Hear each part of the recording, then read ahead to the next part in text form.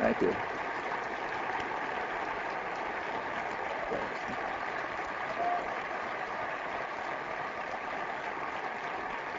Oh, I'm fine, thanks. Thank you.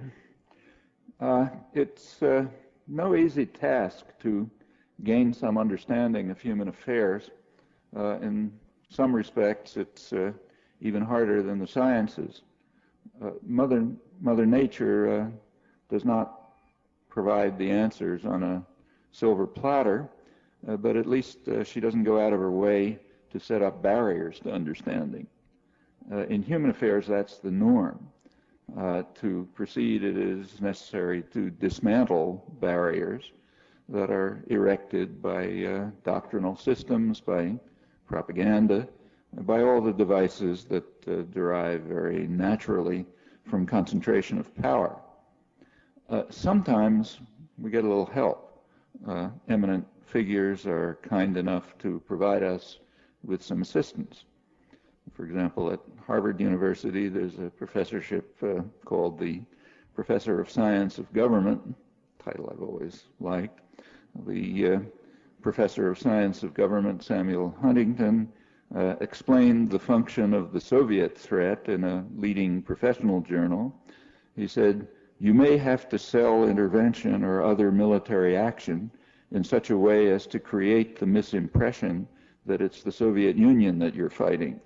That's what the United States has been doing ever since the Truman Doctrine in 1947.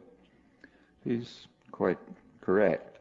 If you look case by case, you discover that quite generally the real enemy has been independent nationalism. Furthermore, it's so identified in internal documents. That's particularly the case when independent nationalism threatens to be a virus that might infect others. Quoting Henry Kissinger, he was referring in this case to the virus of democratic socialism in Chile, which he was afraid might infect others as far as southern Europe. It's not, of course, that he expected the Chilean armies to land in Rome, but rather he was afraid that the model of democratic socialism might be successful in Chile and might inspire others as far as southern Europe.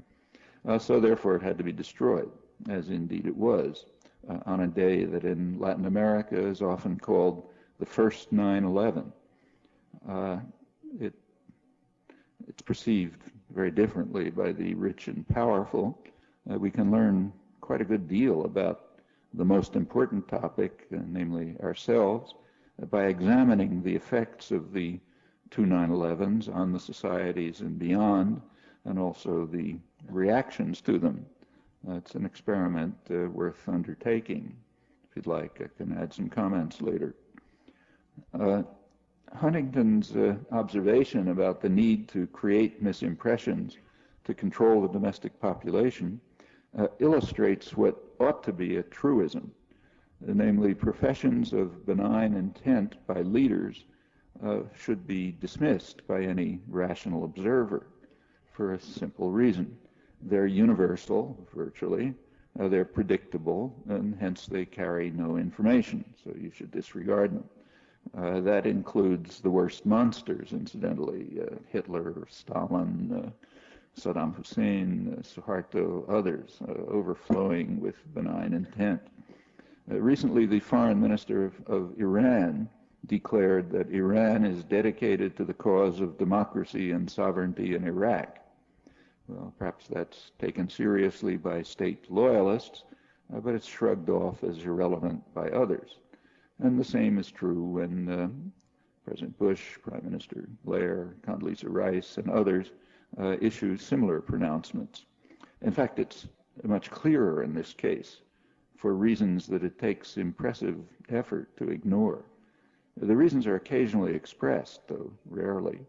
For example, recently by the prominent Middle East specialist Augustus Richard Norton, who wrote that as fantasies about Iraq's weapons of mass destruction were unmasked, the Bush administration increasingly stressed the democratic transformation of Iraq and everyone jumped on the democratization bandwagon, which took some agility. It was necessary, for example, to overlook the fact that while they were orating impressively about their dedication to democracy, U.S. and British leaders were also announcing that they are among the most accomplished liars in history, since they had driven their countries to war because of what they repeatedly called a single question. So they had insistently proclaimed the single question was, will Saddam Hussein abandon his weapons of mass destruction programs? But that disappeared quickly deep into the memory hole, while the media and intellectual commentary jumped on the democratization bandwagon, with only marginal exceptions. At the liberal extreme, the commentators hailed what they called the president's messianic vision to bring democracy, which proved that the invasion was the most noble war in history. There were critics. The critics agreed that it was noble and generous, but perhaps beyond our means. The beneficiaries of our nobility are too backward, and so on. It's very hard to find an exception in media and commentary. That's another experiment I'd recommend. Well, to be fair, there is some evidence to support the near universal dedication to the sudden conversion to the messianic vision. The evidence is that the President, Prime Minister Blair, and other worthies had issued the declaration, so therefore it must be true, as in sufficiently disciplined circles in Iran, I suppose, or when the dear leader issues pronouncements in North Korea. In the present case, counter evidence is overwhelming. Could return to that if you like, but it's irrelevant.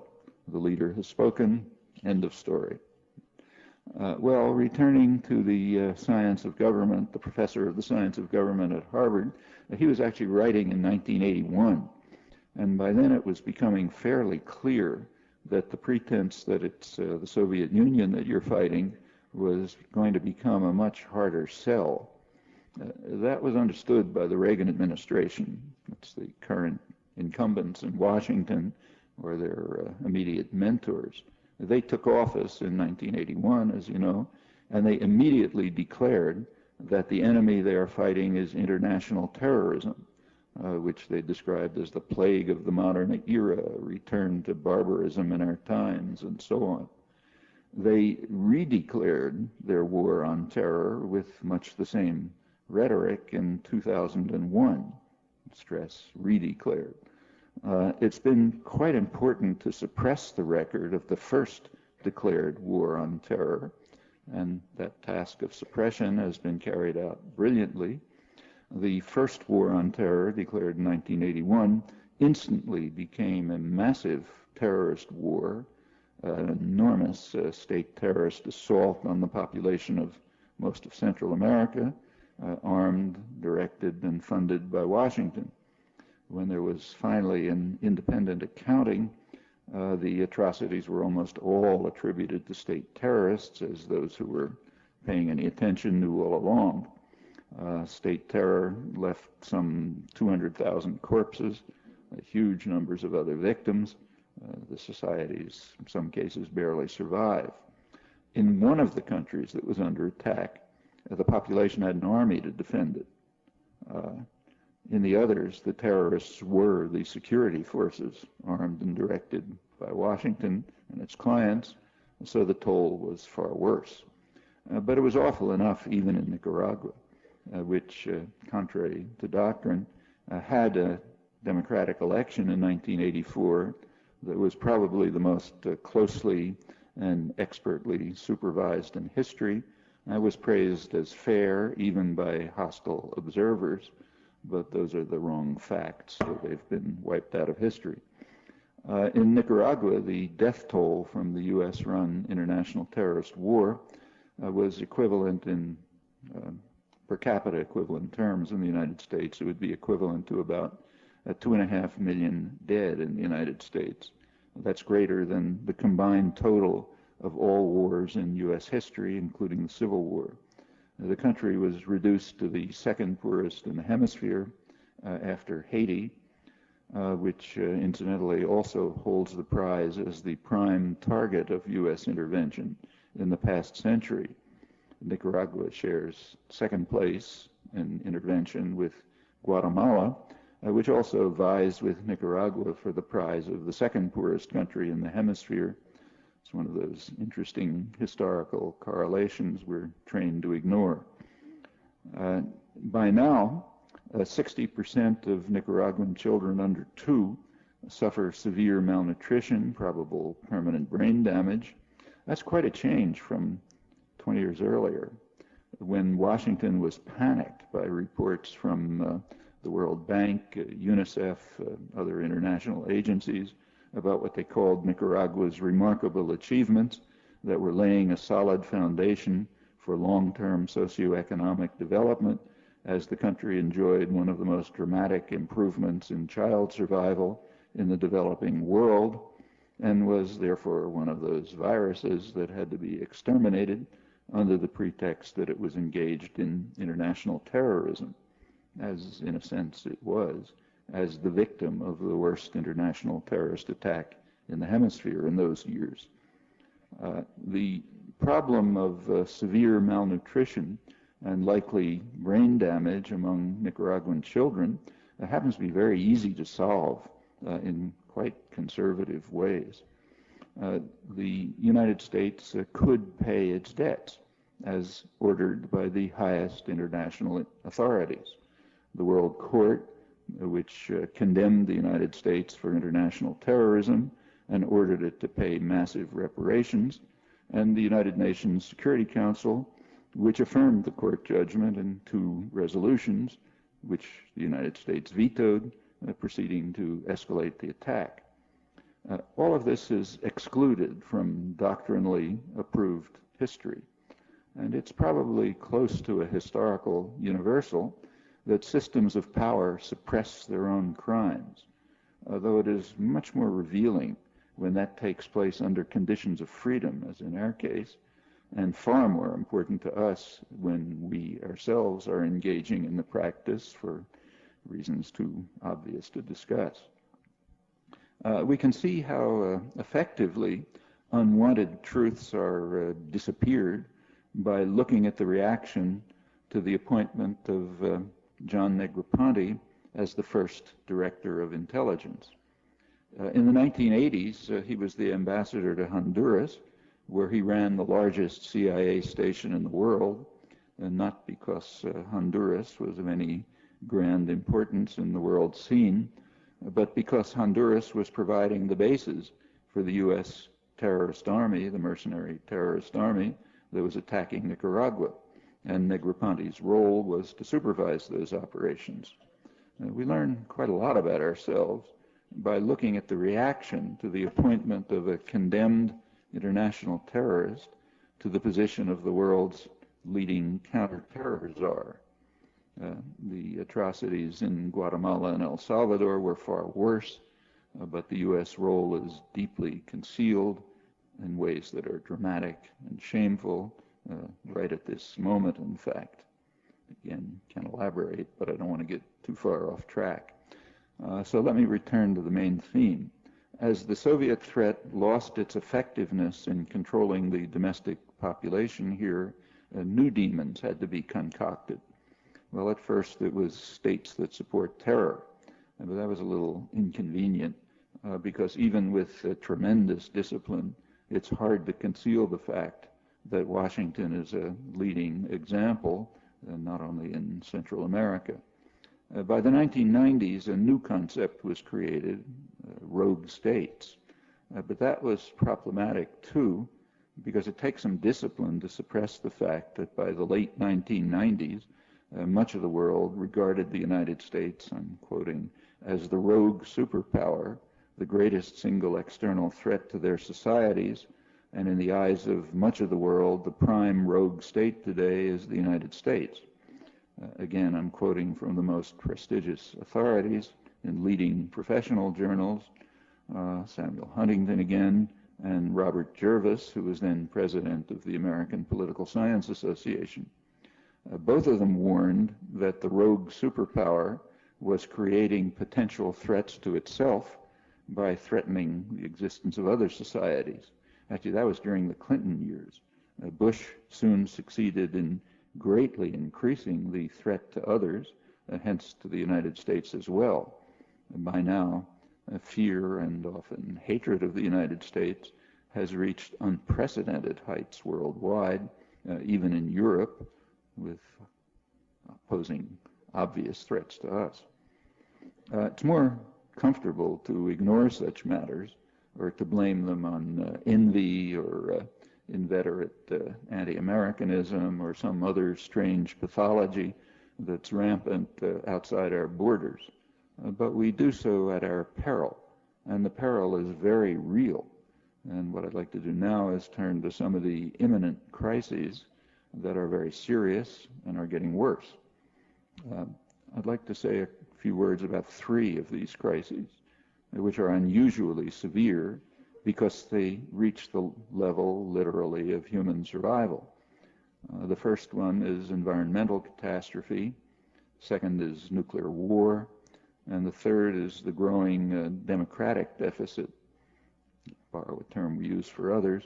That is the impressive success in excluding from the political arena in the United States the one force that can avert the other two crises, namely the domestic population, which is quite typically the enemy, the main enemy of any system of power, in our case, the enemy of the state-corporate nexus.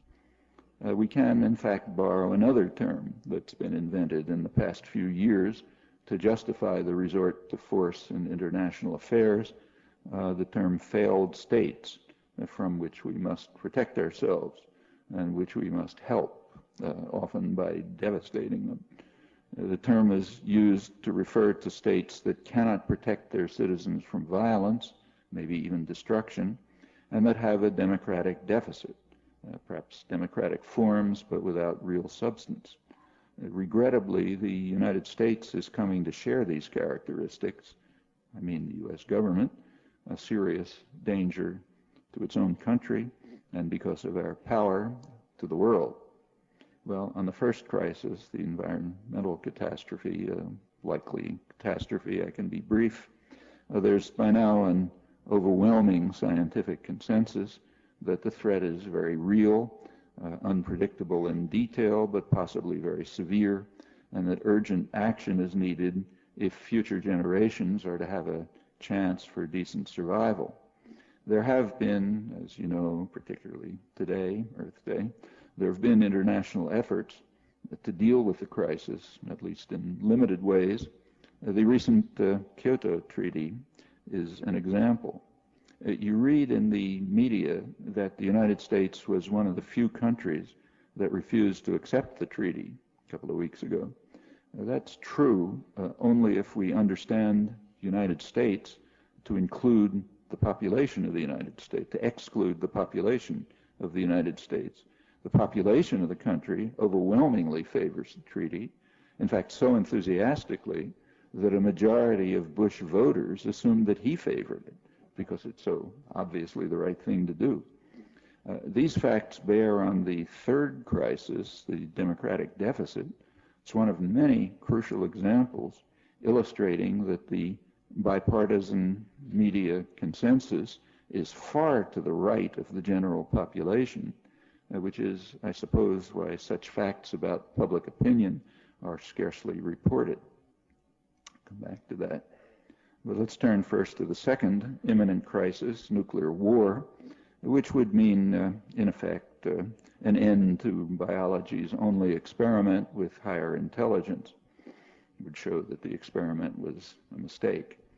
One of the most prominent strategic analysts internationally wrote recently that under current policies, largely driven by Washington, a nuclear exchange is ultimately inevitable. He explained the reasons.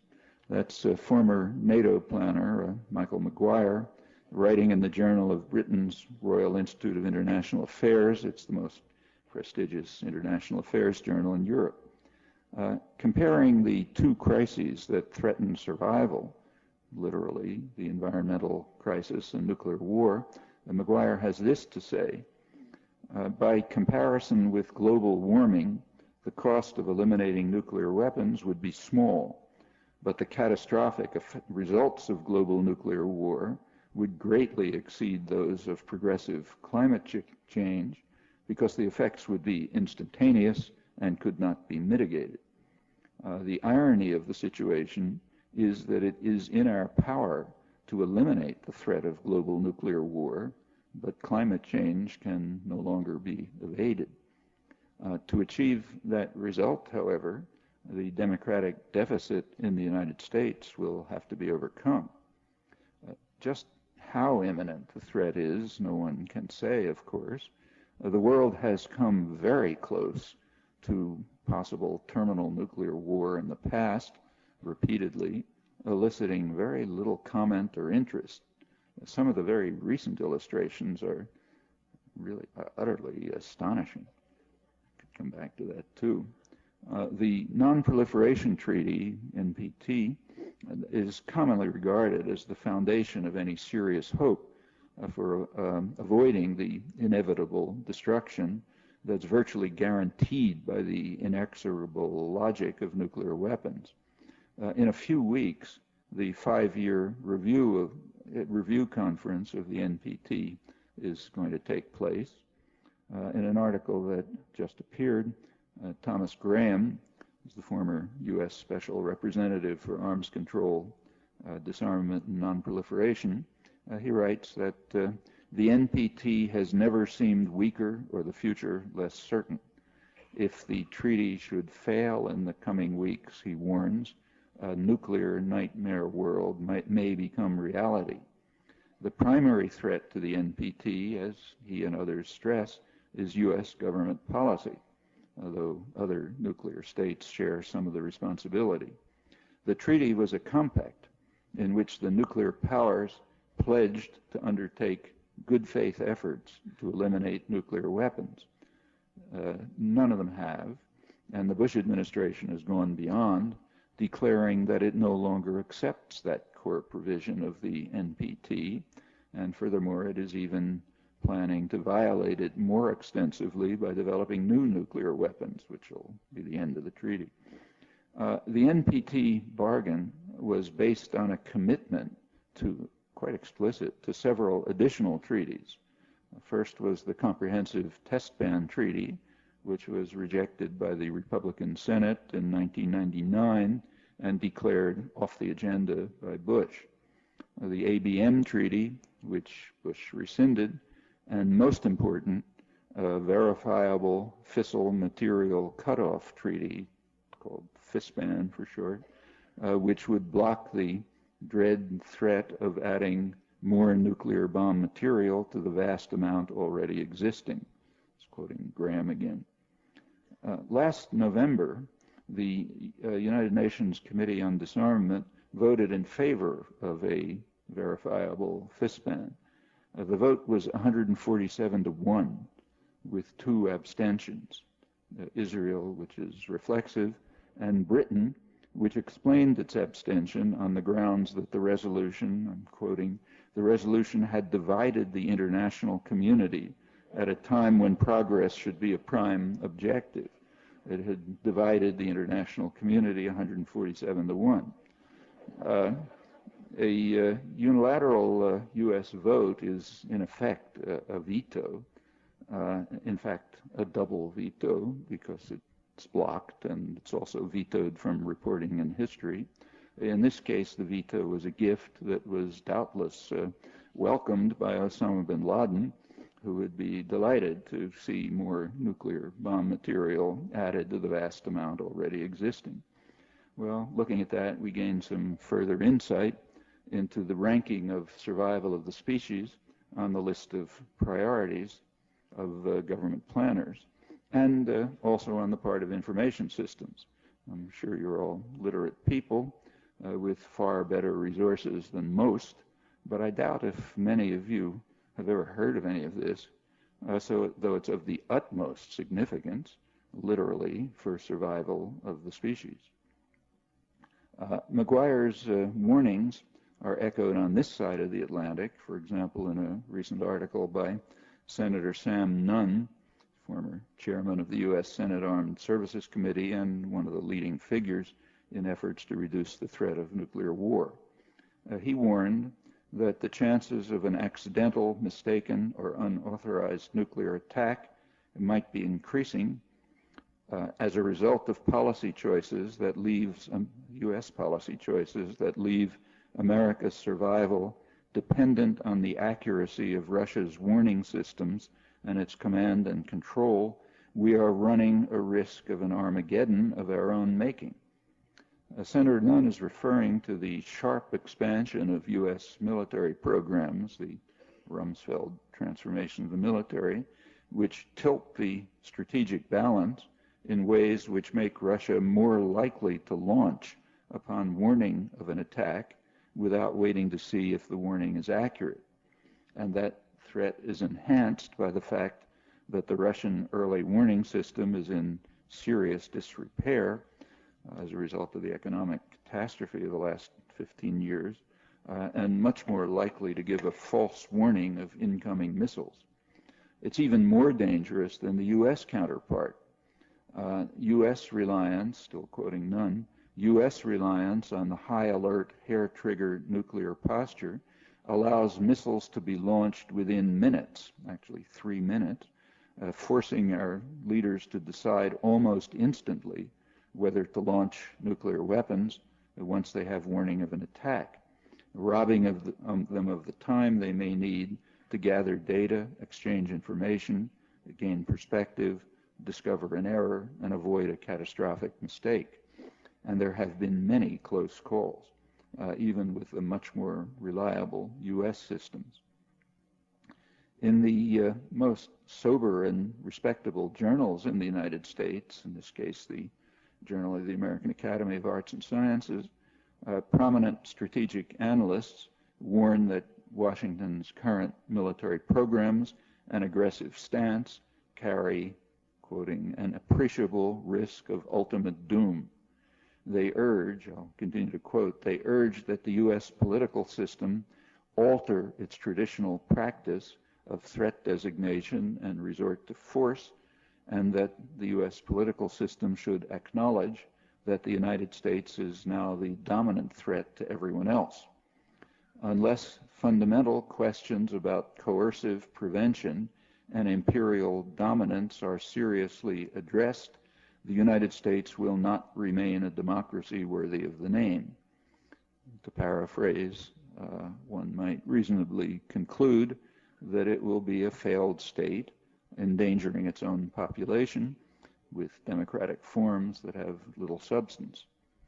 The authors go on to point out that the terrifying technology now being developed in the Rumsfeld transformation of the military will assuredly diffuse to the rest of the world, creating rising danger, potentially an unmanageable one, of course, for Americans as well. And they go on to express the hope that the threat of U.S. militarism and aggressiveness will be countered by a coalition of peace-loving nations led by China. They select China because of all the nuclear states, quoting, it has maintained by far the most restrained pattern of military deployment, and it has been in the forefront of the efforts of the United Nations to block the unilateral U.S. refusal to sustain the commitment to preserve space for peaceful purposes. Well, we've come to a pretty pass when such thoughts are expressed at the heart of the establishment, and what that implies about the state of American democracy, where the issues scarcely even enter into the electoral arena, that's no less shocking and threatening, once again, the democratic deficit. Well, the threat to everyone else, hence to ourselves, is becoming much more serious as the radical nationalists of the Bush administration extend Clinton's doctrine of control of space for military purposes and his refusal to join the rest of the world, Israel's the only exception, in renewal and extension of the Outer Space Treaty of 1967, which restricted space to peaceful uses. It's China that's been leading the opposition to that. In the Bush version, the U.S. is to proceed from control of space to ownership of space for military purposes, which may mean instant engagement anywhere in the world. I'm quoting from Bush's Air Force Space Command, putting any part of the world at risk of instant destruction thanks to sophisticated global surveillance and lethal offensive weaponry in space, and reciprocally endangering the people of the United States as well in the customary pattern. A related concern is that nuclear weapons may sooner or later fall into the hands of terrorist groups who might use weapons of mass destruction with lethal effect. And those grim prospects are also being advanced by Bush administration planners, quite consciously. These are no secrets. Exactly as had been predicted, their aggressive militarism has driven Russia to significant expansion of offensive capacities and is also compelling Russia to transfer nuclear weapons constantly across its huge territory to counter mounting U.S. threats. Leading strategic analyst Bruce Blair, head of the Center for Defense Information, points out recently that this perpetual motion creates a serious vulnerability because transportation is the Achilles heel of nuclear weapon security, ranking in danger right alongside maintaining strategic nuclear forces on hair-trigger alert. The possibility of terrorists grabbing such a weapon as it shuttles between deployment fields and factories in an effort to counter growing U.S. military threats could spell eventual disaster for an American city if they're stolen, say, by Chechen rebels. But even worse, the seizure of a ready-to-fire long-range strategic long-range nuclear missile, or a group of missiles capable of delivering bombs to targets thousands of miles away, could be apocalyptic for entire nations, in fact, to the world. And that risk, he says, extends beyond Russia. Still quoting, the early warning and control problems plaguing Pakistan, India, and other nuclear proliferators are even more acute, and as these nations move towards hair-trigger stances for their nuclear missiles, the terrorist threat to them will grow in parallel. And the logic is well understood. The U.S. has already driven Russia to adopt the U.S. policy of launch on warning, hair-trigger response. It will, if it continues, force China to do the same. India will react to China, Pakistan will react to India, and we're off and running. The dangers are being consciously escalated by the threat and use of violence, which has long been predicted, is stimulating nuclear proliferation, along with the jihadi terrorism that traces back to Reagan administration programs to organize, arm, and train radical Islamists, and not for the defense of Afghanistan, as was proclaimed, but for the more usual and ugly reasons of state. Well, Washington's programs and policy choices are not the only factor driving these developments, but they are certainly a significant one, and most agree the most significant one. They fall within a much broader context, with roots going back to the Clinton administration and beyond, but now being taken in even more ominous directions by the Bush administration. All of this is almost entirely out of the range of public discourse and does not even enter marginally into electoral choices. And that is another illustration of the third of the imminent crises I mentioned, the significant decline of functioning democracy. The invasion of Iraq is only the most striking of the many examples of the limited concern of Washington planners for terrorism and possibly nuclear destruction. It was undertaken with the expectation that it would probably increase the threat of terror. That was predicted by intelligence agencies and strategic analysts worldwide, and was also predicted by U.S. intelligence. Agencies gave a report to the president a few weeks before the invasion, where that's what they predicted. And the predictions came true, as widely recognized by the same specialists in intelligence agencies, including U.S. intelligence. Its most recent analysis concludes that the invasion of Iraq created a new training area for professional terrorists who will disperse throughout the world, replacing the Afghan havens that were established at first by the Reagan administration and its British and Pakistani allies. The U.S. and Britain proclaimed the right to invade Iraq because it was developing weapons of mass destruction. That was, again, the single question, their phrase, as stressed constantly by Bush and Blair and other high officials. Well, it's now conceded that the only weapons of mass destruction were those that were produced in the 1980s, thanks to aid provided by the U.S. and Britain along with others, aid that incidentally continued long after Saddam's worst atrocities and the end of the war with Iran. George Bush I had no concern with that, as he continued to provide means for developing weapons of mass destruction. After the 2003 invasion, there was sophisticated, massive looting of the installations that were constructed in the 1980s. That includes high-precision equipment capable of making parts for nuclear and chemical weapons and missiles, and also lethal toxins that can be used for biological weapons. Prior to the 2003 invasion, these sites had been controlled by UN inspectors. Nobody could get to them, but they were kicked out of the country, and they've been kept out since. Meanwhile, the Rumsfeld-Wolfowitz occupation forces left the sites unguarded, and they've been massively looted. Where this huge mass of equipment has gone, no one knows, and it's not very comfortable to guess. The ironies are almost inexpressible. The U.S. and Britain allegedly invaded to prevent the use of weapons of mass destruction that did not exist, and they succeeded in providing the terrorists that they had mobilized with the means to develop weapons of mass destruction that the U.S. and Britain had provided to Saddam. Those would be regular headlines, screaming headlines in a free press in a functioning democratic society. I think it's unnecessary to stress that.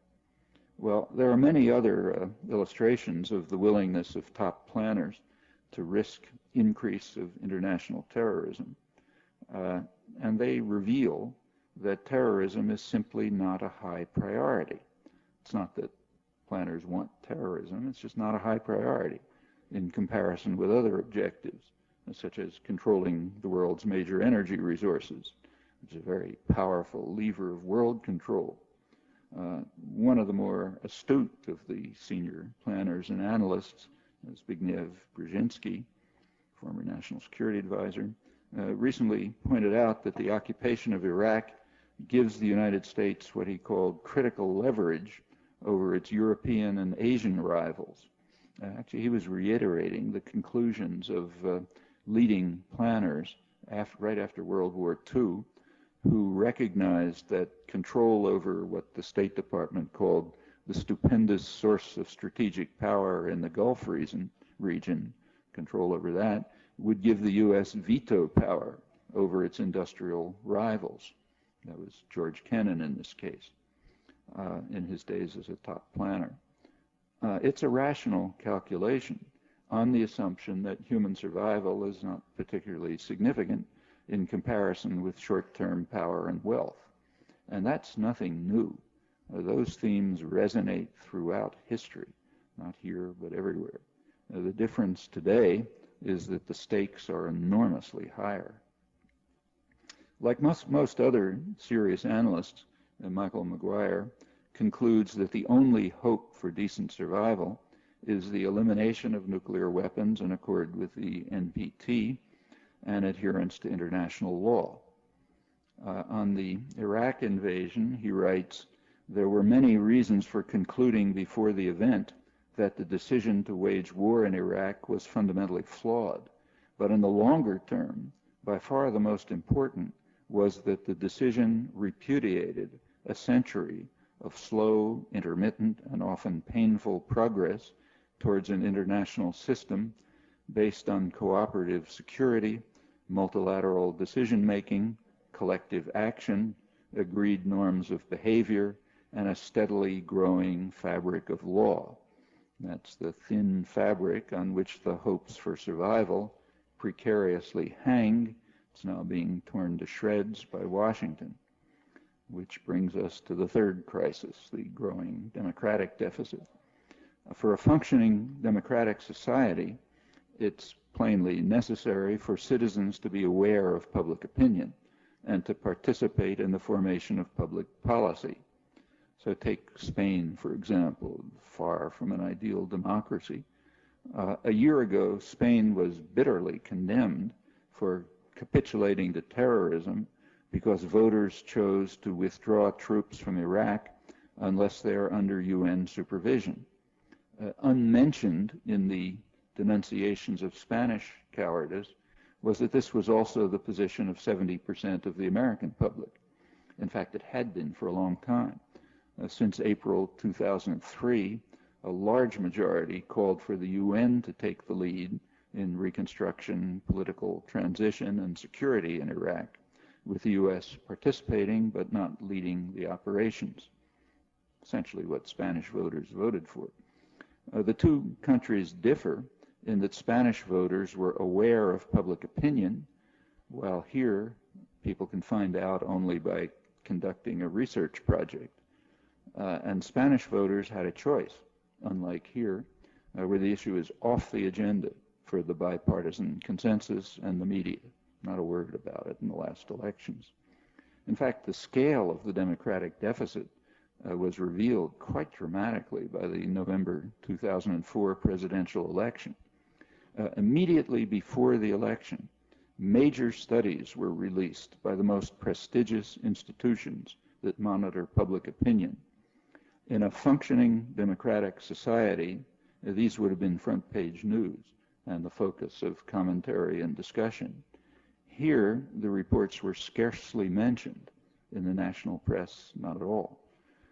A look at what they revealed suggests a reason. The studies revealed a very sharp divide between the public and the bipartisan media consensus. I've already mentioned the Kyoto Treaty in Iraq, but the same was true very broadly.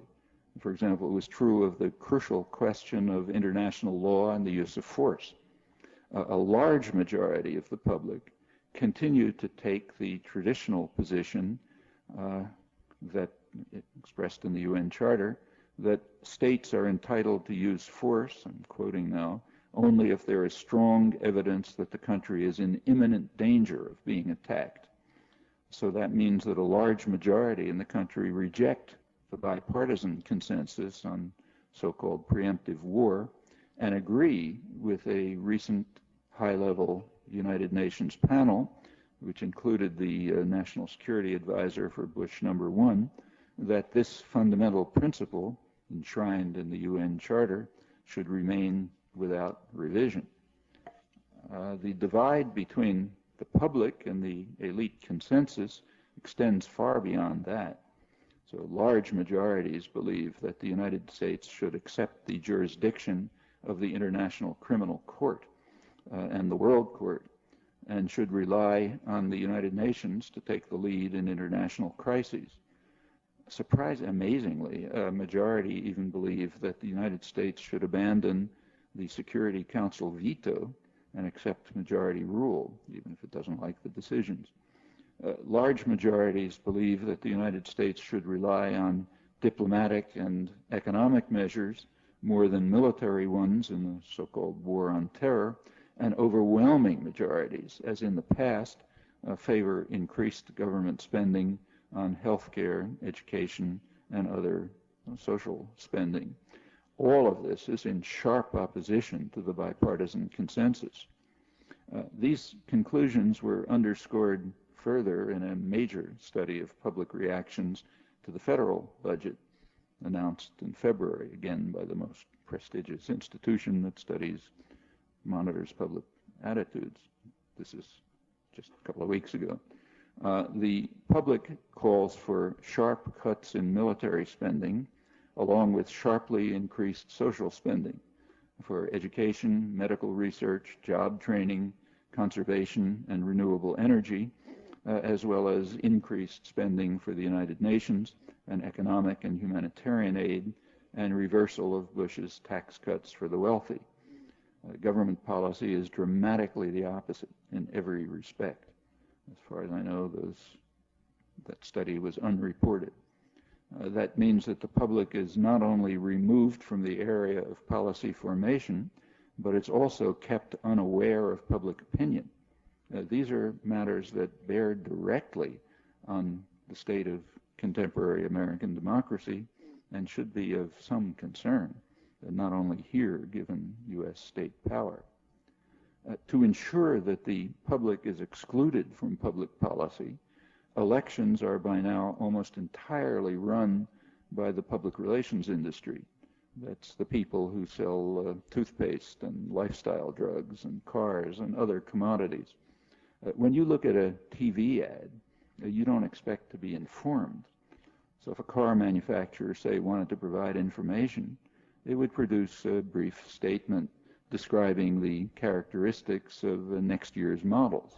It wouldn't present an image of a car driven by a sexy actress racing up some kind of a sheer cliff to a heavenly future and all the rest of what you see on television. And we all know this very well. I mean, we all know, if we stop to think about it, that business despises and fears the markets of orthodox economic doctrine.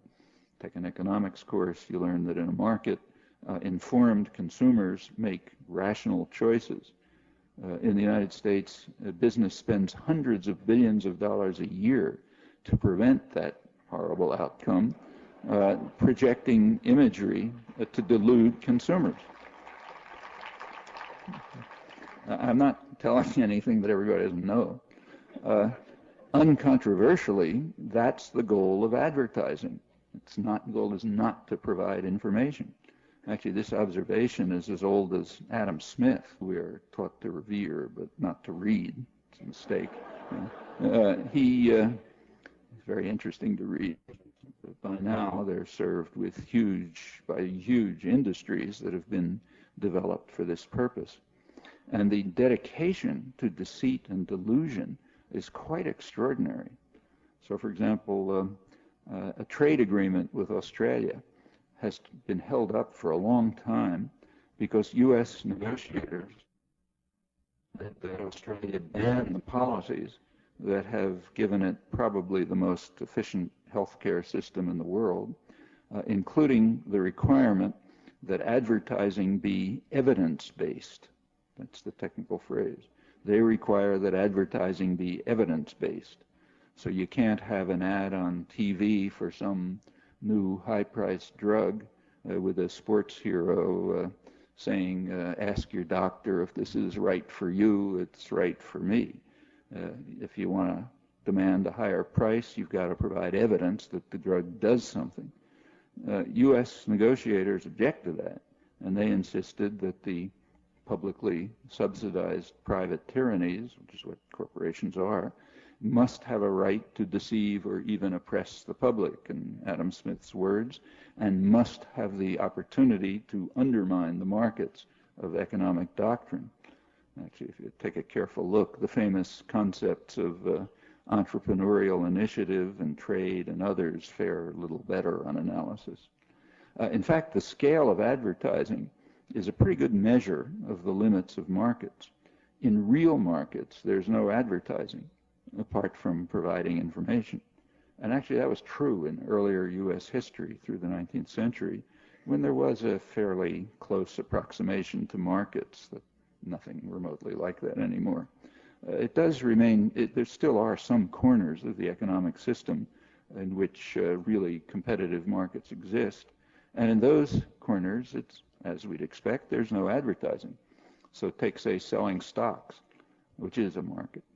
If you want to sell 10 shares in GM, you don't put up ads on TV. You just inform people that you have them for sale and you sell them at the market price.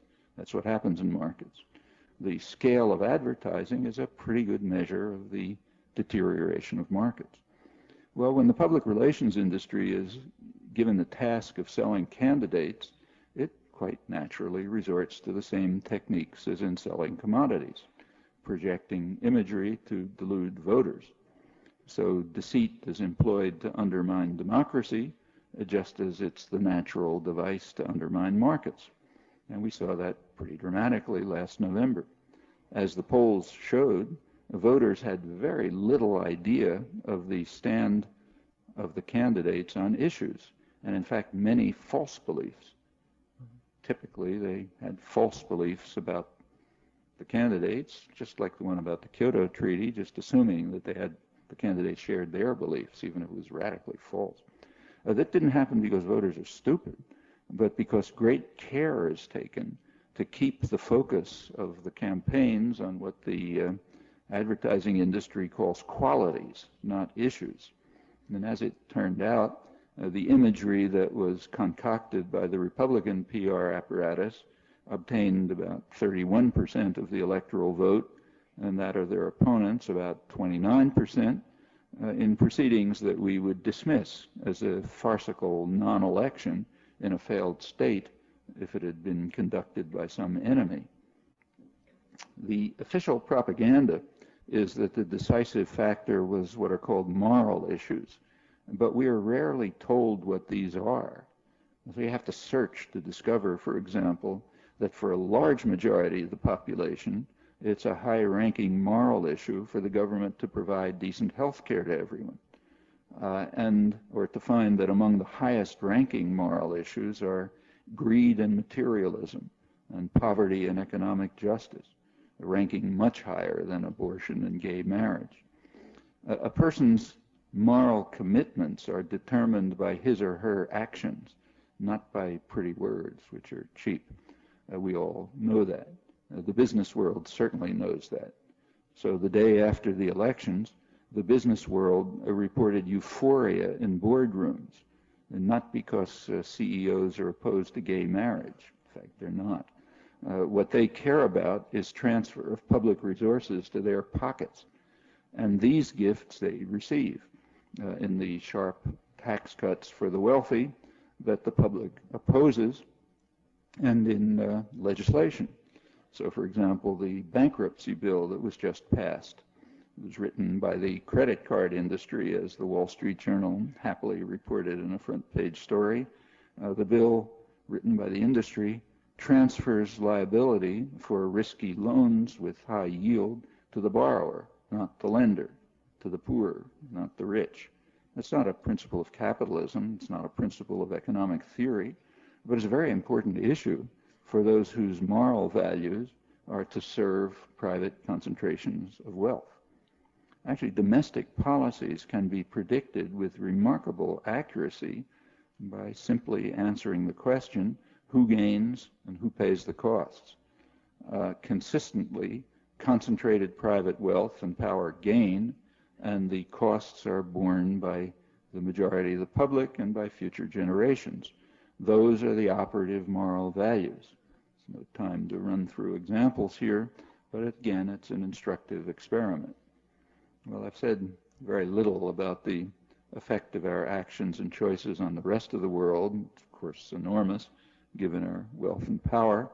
But even apart from that, the imminent crises that I've mentioned should be a primary concern for people of my age who care about the world that we're leaving to our grandchildren, and also to younger people who will have the task of dealing responsibly with these crises, at least if they share the same concerns about their own lives and about the generations to follow. Thanks.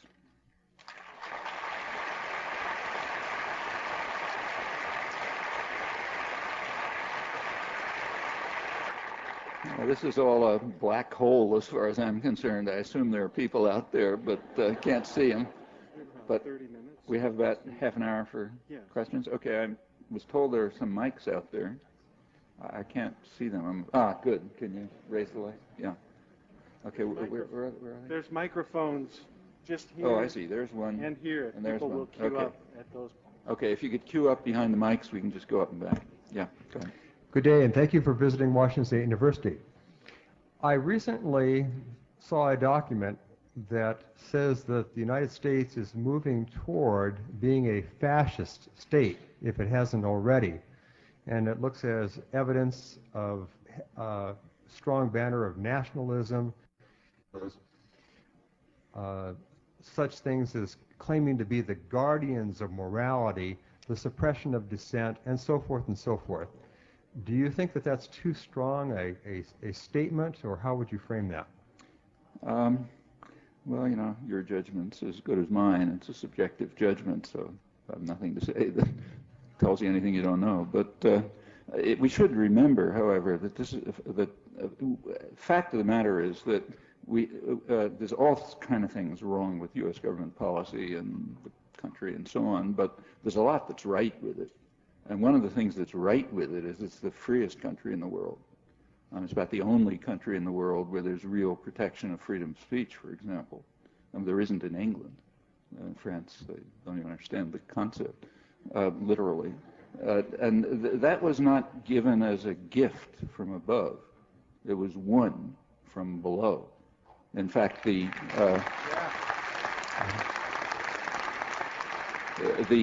Supreme Court finally really reached an Enlightenment standard, an 18th century standard of freedom of speech in the course of the Civil Rights Movement in the early 1960s. It's part of the Civil Rights Movement, which is these popular movements that compel institutions to react to advance justice and freedom. But that's a tremendous thing, and it's not the only example.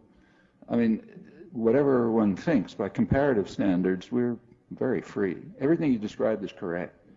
But it goes way back.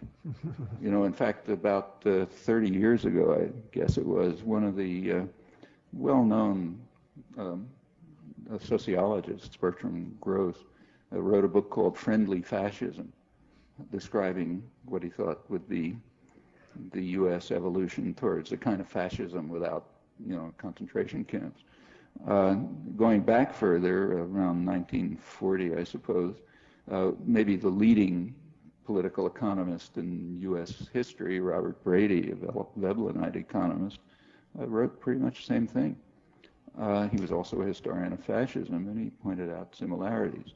As far as repression of dissent is concerned, I mean, that's been going on right through American history. And attacks on minorities, I don't even have to talk about. After all, this was a slave society.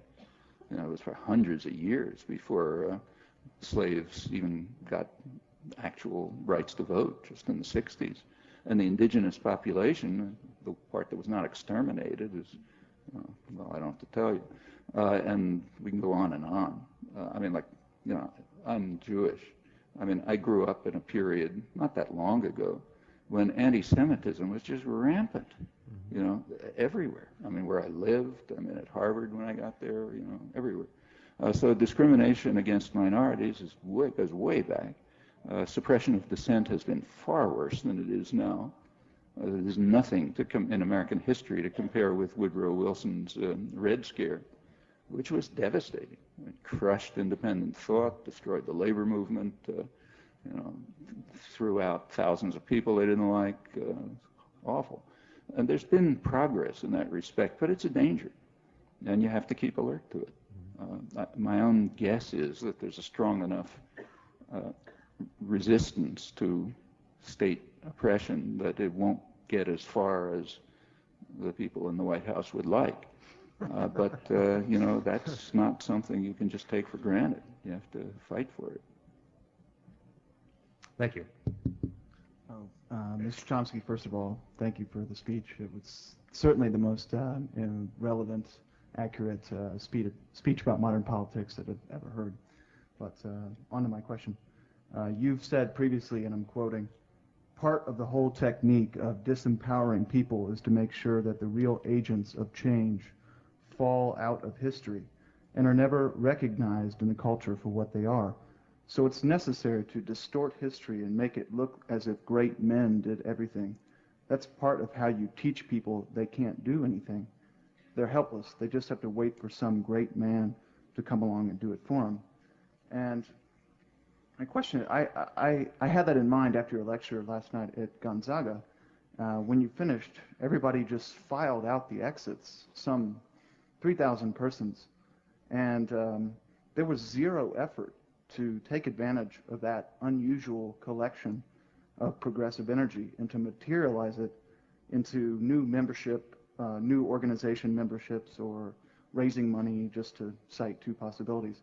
I was really sad about that. Could you talk about your role in the process of progressive change and the importance of just seizing every opportunity to organize? I completely agree with you. In fact, I feel that all the time. What there should have been, and should be always, is tables outside with books, sign-up forms, information, and so on. So if people are really interested in what they hear, they'll have a chance to do something about it. Otherwise, exactly as you say, the energy dissipates. But those are things that have to be done by local organization. And the democratic deficit in the United States is based on the fact that there has been success in separating people from one another. There's plenty of involvement, energy, excitement. There's probably more, if you count noses, there are more activists now probably than ever. And if you look at public opinion of the kind that I mentioned, they got an open field in front of them. Most of the public already agrees. But what the institutional structure has succeeded in doing is making people extremely isolated. So it's kind of you and your television set. That's the ideal social unit. And if that's what society becomes, it doesn't matter what your ideas are. You have to, as people used to put it, talk to your neighbors and work with them. And that's the essence of democracy, too. That you take a look at our own past or at countries that have more democratic elections today, and there are plenty. That's what happens. So just take, say, the U.S. primary system. The way primaries work here, say the first primary in New Hampshire, candidates come to town and their party managers call a meeting, and the candidate says some usually meaningless things, and then they go home. If you had a democratic society, it would work totally differently. What would happen is the people in the town would have been working constantly all the time, not just at elections. And at the time of the election, they'd get together and say, here are the kind of things we want. And if someone comes in, they shouldn't listen to him. They should say, look, here's our program. If you're willing to stand up for this program, we may vote for you, otherwise go home. That would be the basis for a democratic society. And that's true of just about anything.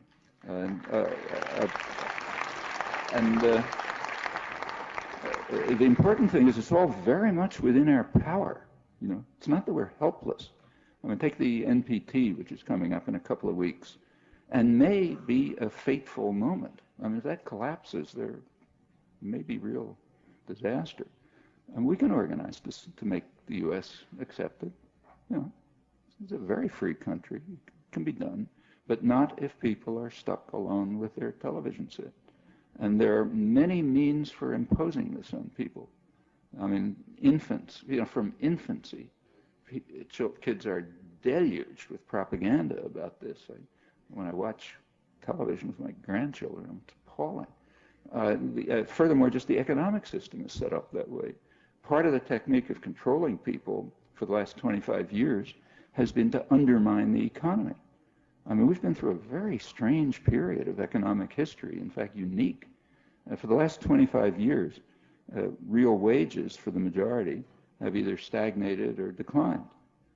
People are keeping up family incomes only by sharply increasing work hours. Two members of the family working not because they want to, but because they have to.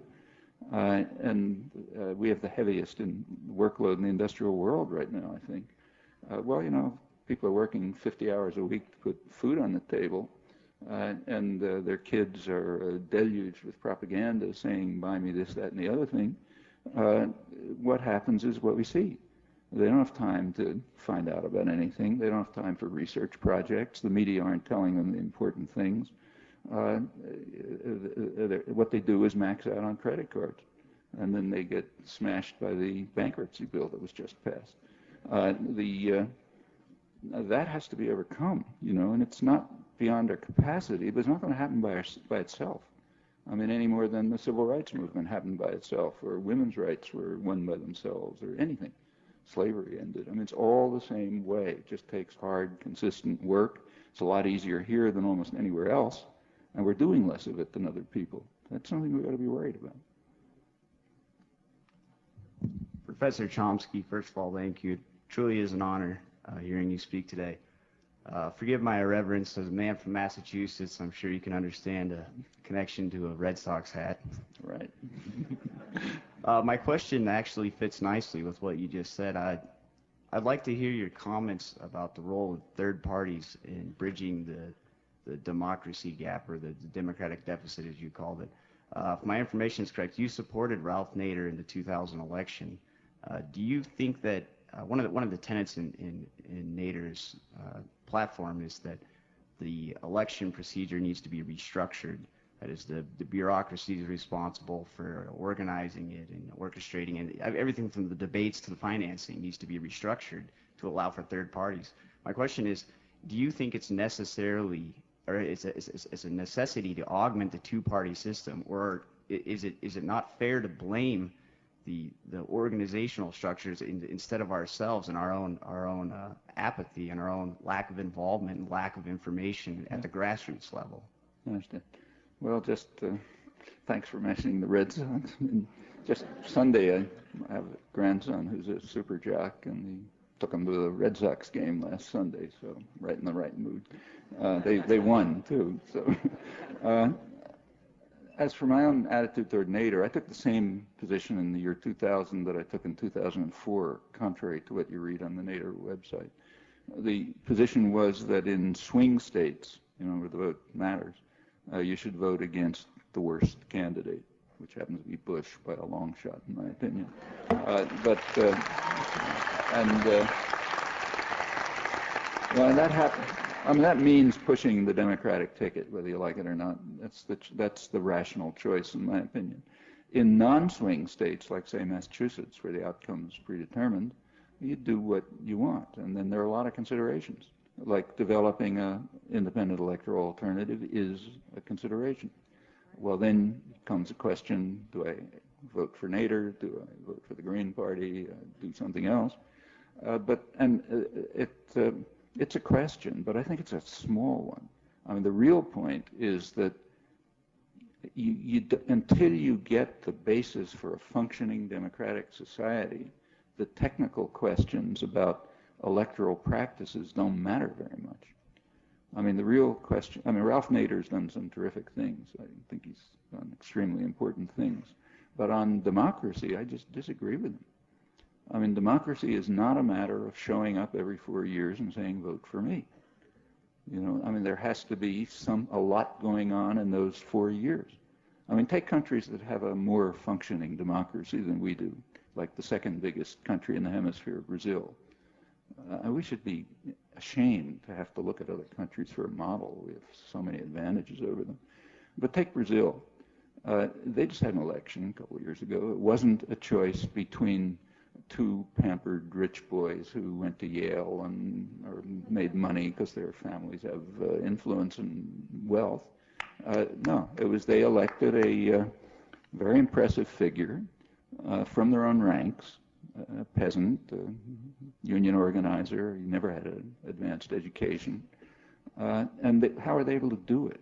Against tremendous odds. It's a country with enormous poverty, tremendous inequality, great illiteracy, tremendous concentration of capital, media are against them, the international investing community was trying to stop him. How'd they do it? Well, they have popular organizations. The Landless Workers Movement is probably the most important popular organization in the world. It doesn't show up every 4 years to push a button. It's doing something every day. building cooperatives, selling people on land, running regional elections. The Workers' Party, it's not an ideal institution by any means, but it's there all the time. They're working at every level, engaging people in all kinds of issues. There are professional associations, the unions function, not like here, and they're a major democratizing force, which is why they're under such attack. That's what's required to have a democratic election. I mean, I think there are technical things wrong with our electoral system, and that's not a particularly radical position. So, like the leading political theorist in the United States, the most respected one who deals with electoral processes, Robert Dahl at Yale, has been arguing for years that the U.S. system ought to be turned to a parliamentary system if it's going to be democratic, not a sort of first past the post system. And he has good arguments for that. And that would mean not a third party, but parliament, minority representation. And you can read I think his books are perfectly sound. They're right in the middle of the mainstream. And yeah, I think those suggestions make sense, but the major problem lies elsewhere. I mean, it lies in our using the enormous freedom and privilege that we have to act instead of sitting by and watching. That's what has to happen.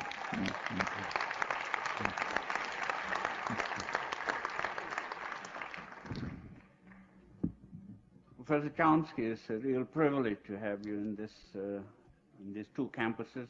About 15 years ago, your intellectual cohort, the late Edward Said, was also here, and I had the privilege, I have the privilege of being exposed to both of you, the intellectual giants of this world.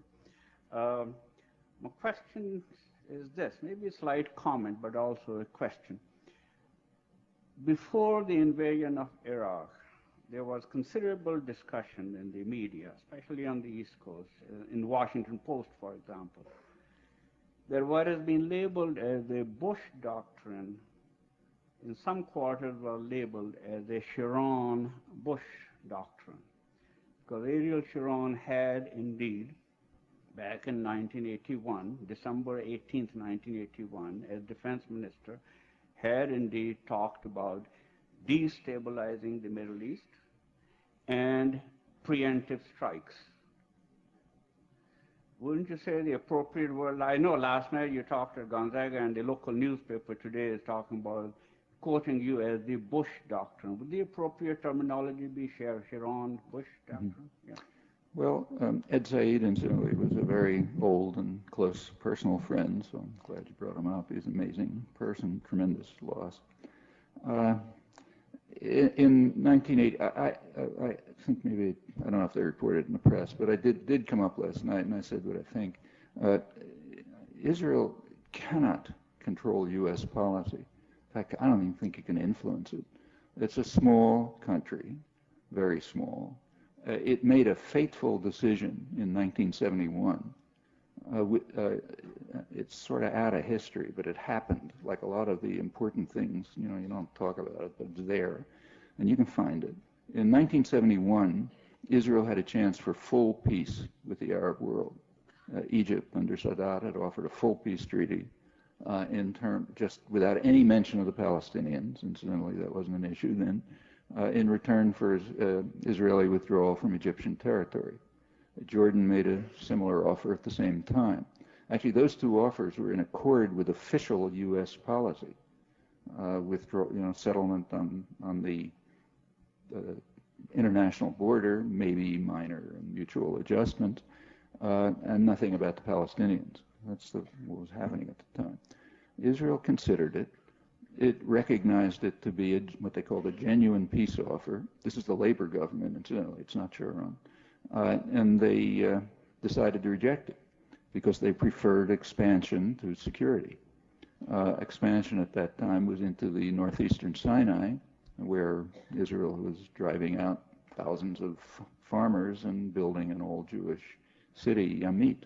Well, the crucial question is, what's the United States going to do? That's what matters. Israel can't do anything on its own. It was debated internally in the U.S. Kissinger won the debate. His position was that there should be, and it's public, His position would be that there should be no negotiations. There should be what he called stalemate. In other words, only force, no diplomacy. Well, there's kind of a rationale for that. There were very racist assumptions at the time, both in Israel and the United States, about the incapacity of Arabs to mount any military force. They don't know which end of the gun to hold and all that stuff. It was really incredible. So making that estimate, Kissinger just disregarded it, and so did Israel. And they went ahead. That led directly to the 1973 war, which turned out to be a very close thing for Israel. It came close to destruction, a very close thing for the world. It came close to a nuclear war. Okay, at that point, in Israel, there was a serious reassessment and a long discussion about the disaster and the racism behind it and everything else. Here, nothing. In fact, here is just totally distorted. I won't go on with the story. But it's basically Kissinger's war. In 1979 at Camp David, the United States accepted Sadat's 1971 proposal. And it's regarded here as a great triumph, diplomatic triumph. Carter got the Nobel Prize. It's a diplomatic catastrophe. I mean, they had rejected the offer in 1971. It took a major war and near disaster to force the United States to accept what had been offered in 71, but it's all reconstructed by, the doctrinal system. As far as preemptive war, and that continues to be true. I mean, Israel's dependent on U.S. decisions. Not entirely. So in 1981, Israel did make a preemptive strike that the U.S. was opposed to that same year. Israel bombed the an Iraqi nuclear reactor. And the U.S. happened to be opposed to that at the time. Well, we have pretty good information about what that's now reconstructed as preventing, delaying Iraq's nuclear weapons program. It was precisely the opposite. It's the typical effect of use of violence. Use of violence quite typically enhances violence. And that's what happened this time. The bombing of the reactor initiated Saddam's program. I mean, that reactor was inspected immediately by the head of Harvard's physics department, a specialist in nuclear power. And he wrote a long article about it in Nature, which is the world's leading preeminent science magazine, in which he described in detail how this reactor couldn't have been used for nuclear weapons. It wasn't designed for that. And he went into all the details. We now have evidence from Iraqi defectors that that's exactly true, that after the bombing, Saddam started off on a nuclear weapons development program. And that's very commonly the effect of preemptive use of violence. History is full of it. Iraq War, as I mentioned, is another. So yeah, there was a Sharon doctrine, but the U.S. will do what it wants. It's far too powerful to be influenced more than marginally by a small state. And I think if you look at the record, that's what you see. I mean, Sharon's current programs of taking over the West Bank are not new programs. And actually, the program that with the wall and everything else is pretty much what he proposed more than 10 years ago, 1992. He can do it because you are willing to pay for it. As long as Americans are willing to subsidize it and give the military and diplomatic support for it, yeah, sure, they'll go ahead and do it. I mean, as soon as you say we're not going to do this anymore, it's over. In fact, the large majority of the American population are opposed to it. It's one of the other cases of the democratic deficit. The large majority of the population is in favor of the international consensus on a political settlement on the international border. But that the public, again, is out of public policy. And it's a consistent story right up to the present, again, like Bush happens to be an extreme end, but it's a narrow spectrum, of supporting this takeover of the occupied territories, which is going to destabilize the region, of course, they all know that. It's going to be a major source of terrorism, it's going to be a major source of threats. It may do us all in, okay, but that's the short-term goal that the U.S. has been pursuing for years and still is, in a more extreme way under Bush. And not because Sharon is forcing them to do it, but because that's their choice. Just as nobody forced Kissinger to insist on stalemate in 1971. Could have accepted Sadat's offer, could have had peace for the last 30 years.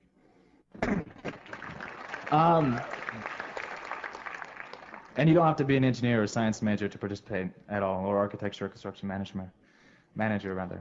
So my question is, IP or intellectual properties do you feel that they're an integral component to personal freedoms or a detriment? And what place does intellectual property have in public and academic settings?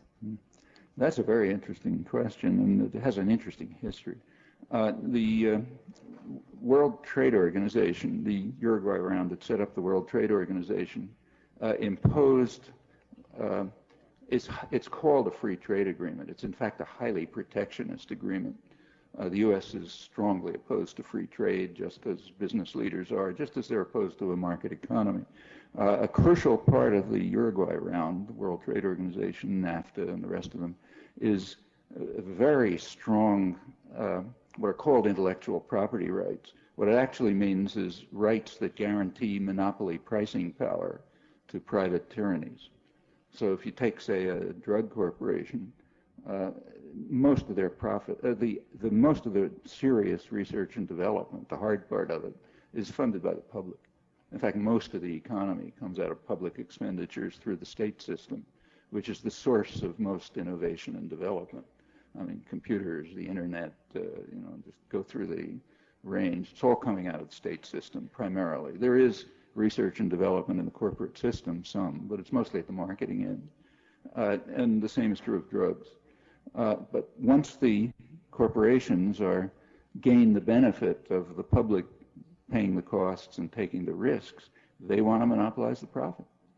And the intellectual property rights, they're not for small inventors. In fact, the people doing the work and the corporations, they don't get anything out of it.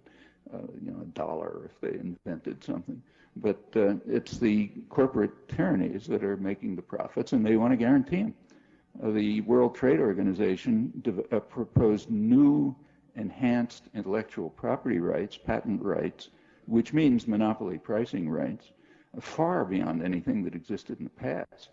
In fact, they are not only designed to maximize monopoly pricing and profit, but also to prevent development. It's rather crucial. World Trade Organization rules introduced product patents. Used to be you could patent a process, but not the product, which means if some smart guy could figure out a better way of doing it, he could do it. They want to block that. It's important to block development and progress in order to ensure monopoly rights, so they now have product patents. Well, if you take a look at, say, take U.S. history, okay? Suppose the colonies, after independence, had been forced to accept that regime.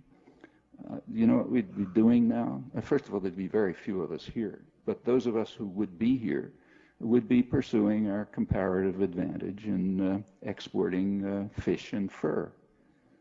It's what economists tell you is right. Pursue your comparative advantage. That was our comparative advantage. We certainly wouldn't have had a textile industry. British textiles were way cheaper and better. Actually, British textiles were cheaper and better because Britain had crushed Irish and Indian superior textile manufacturers and stolen their techniques. So they were now the preeminent textile manufacturer, by force, of course. The U.S. would never have had a textile industry. I mean, it grew up around Massachusetts, but the only way it could develop was by extremely high tariffs, which protected unviable U.S. industries. So the textile industry developed, and that has a spin-off into other industries, and so it continues. I mean, the U.S. would never have had a steel industry. Again, same reason. British steel was way superior. One of the reasons is because they were stealing Indian techniques. British engineers were going to India to learn about steel making well into the 19th century. But Britain, ran the country by force so they could take what they knew, and they developed a steel industry. And the U.S. imposed extremely high tariffs, also massive government involvement, through the military system as usual. And the U.S. developed the steel industry. And so it continues right up to the present. Furthermore, that's true of every single developed society. You take a look at, that's one of the best known truths of economic history, is that the only countries that developed are the ones that pursued these techniques. The ones that weren't, there were countries that were forced to adopt free trade, liberalization, the colonies, and they got destroyed. I mean, the divide between the first and the third world is really since the 18th century. It wasn't very much in the 18th century. And it's very sharply along these lines. Well, you know, that's what the intellectual property rights are for. In fact, there's a name for it in economic history. It was developed Friedrich List, the famous German political economist in the 19th century, who was actually borrowing from Andrew Hamilton, called it kicking away the ladder. First you use state power and violence to develop, then you kick away those procedures so that other people can't do it. Intellectual property rights has very little to do with individual initiative. I mean, like Einstein didn't have any intellectual property rights on relativity theory. Science and innovation is carried out by people who are interested in it. That's the way science works. I mean, there's an effort in very recent years to commercialize it, like to commercialize everything else.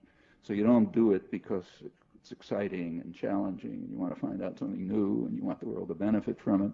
You do it because maybe you can make some money out of it. I mean, that's you can make your own judgment about the moral value. I think it's extremely cheapening, but also destructive of initiative and development. And the profits don't go back to individual inventors. It's a very well-studied topic. I mean, take, say, one that's really well-studied and that MIT is involved in, computer-controlled machine tools, very fundamental component of the economy.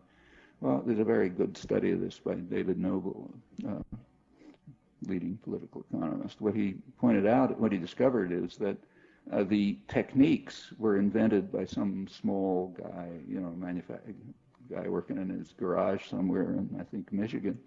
And when the MIT and mechanical engineering department learned about it, they picked them up and they developed them and extended them and so on. Then big corporations came in and picked them up from them. And finally it became a core part of U.S. industry. What happened to the guy who invented it? He's still probably working in his garage in Michigan or wherever it is. And that's very typical. I just don't think it has much to do with innovation or independence. It has to do with protecting major concentrations of power, which mostly got their power as a public gift, and making sure that they can maintain and expand their power. And these highly protectionist devices, I don't think, you really have to ram them down people's throats. They don't make any economic sense or any other sense. So what role, though, do you think that they should play in academic and public institutions? Well, I don't think they should play any role. But Okay. Since 1981, there was an amendment which gave universities the right to patent inventions that came out of their own research. Actually, that's a kind of a gag. I mean, nothing comes out of the university's own research. It comes out of public funding. That's how the university can function. That's how their research projects work. The whole thing is set up to socialize cost and risk to the general public. And then within that context, in your biology lab, you can invent something. But I don't think universities should patent it. They should be working for the public good. And that means it should be available to the public. Thank you. Hello, Dr. Chomsky. I'm so thrilled that you're here. This, to me, is the biggest honor to have you here. You're, I think, the most important speaker we've ever had at WSU. Oh, thanks. Because I took my grandson to the Red Sox game. Could you sign my book for me, please? Sure. Just hang around afterwards, or now. Yeah. You mentioned the new bankruptcy law. Last week when Barbara Boxer was asked how in the world that was ever passed, she said that the Republicans were really good with words. And I was thinking about euphemisms like Clear Skies Act and Healthy Forests and some of the things that are coming out now as far as being anti-faith. And I'm wondering if you could comment on how do people living in small Eastern Washington communities get their hands on or their ears on information that's truly fair and balanced. Well, you're absolutely right about the last 10 or 20 years. It's always politics has always been a pretty shoddy affair, but the last 10 or 20 years, mainly Republican Party politics have been dedicated to propaganda to a level that would have made George Orwell wince. I mean, just take a look at the name of every act that's passed by Congress. I mean, every one of them is straight out of Orwell. You know, it means exactly the opposite of what it says. And this has become an immense propaganda system. And there's a very good reason to it. What they're doing is stabbing the population in the back. And you can't let people know that. So you have to somehow find ways of mobilizing them so they won't see what's going on, what's happening to them. So therefore you bring up so-called moral values, you know, whatever it may be. Any device you can for getting people to pay attention to something that doesn't matter to those who hold real economic power.